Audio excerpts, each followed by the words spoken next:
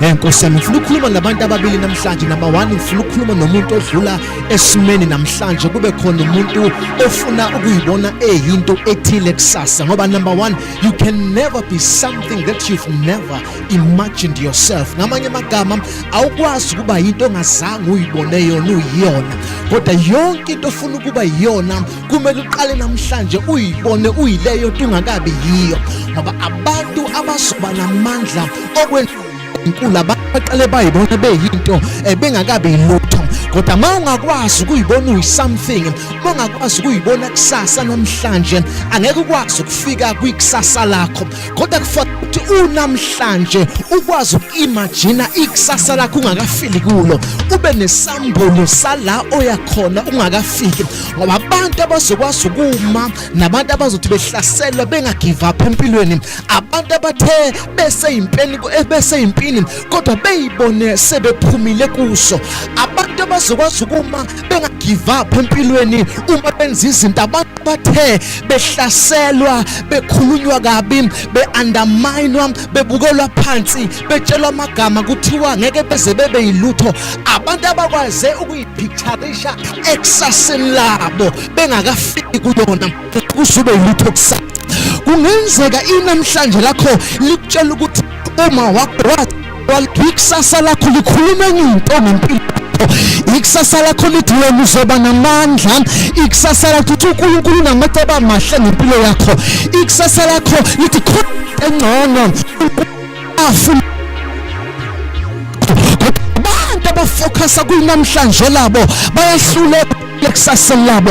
Abantu abafocusa ekutheni yiziphi izinto ezibuhlungu ababhekene nazo empilweni namhlanje bayahluleka ukuma. Yingakho abanye ubathola uma bebhekana nezinto bebhekana ukuyibona kuyikusasa labo, kodwa bekufuneka abesifazane, bekufuneka amadoda, bekufuneka iy'ntombi ney'nsizwa ezizothi zihlushwe namhlanje, zithi noma ngingahlushwa namhlanje kodwa khona into engizoba yona kusasa. Ngoba zonke izinto obhekana nazo zingangamandla noma zingangesibusiso ozosithola kusasa. Uma ufuna ukubona ukuthi uNkulunkulu uzokubusisa kangakanani empilweni yakho, kumele ubheke izinto odlula kuzo namhlanje, ngoba bonke ubuhlungu nobunzima odlula kubo namhlanje buflingana nezinto uNkulunkulu azokubusisa zona kusasa. Ngiyangitshela abantu ngithi ungakhale makubuhlungu namhlanje, ungakhale masikunetha namhlanje, ungakhale mayingahamba kahle izinto namhlanje,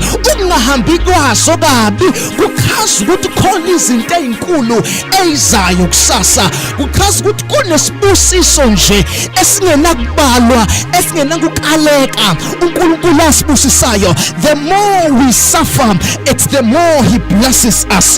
The more we are persecuted, it's the more he promotes us.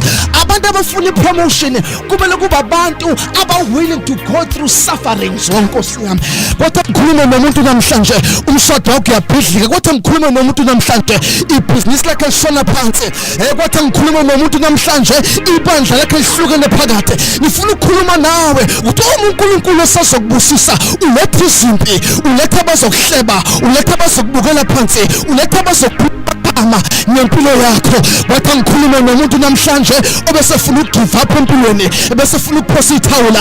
Ungayiphosi ithawula, lezo zinto obhekene nazo zisho ukuthi uNkulunkulu khona into ayilungisayo behind the scenes. Lobuhlungu obhekene nabo busho ukuthi uNkulunkulu khona indawo akakulungiselela yona, khona indawo uNkulunkulu afuna ukukuyisa kuyona kusasa.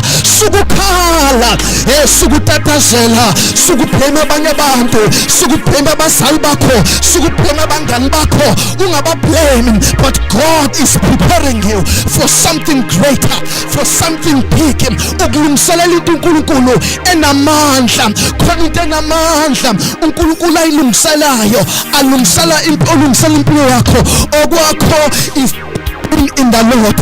Ukhona uNkulunkulu uthi hayi ngeke kuhlale kunje, ngekukhale njalo, njalo ngeke ihlale zikunetha kodwa kufuneka abantu abangeke belinde istorm siphele abazodumisa phakathi kwistorm kufuneka abantu abazothi zibhede izinto bathi somdumisa uNkulunkulu izinto zihamba kahle noma singahambi kahle kufuneka abantu abathi somdumisa uNkulunkulu izinto zili against us bathi sizomphakamisa sizothungwele isimo singavumi ukuthi sithungwele sizothi uyakhazimula isimo singavumi abantu abazosukuma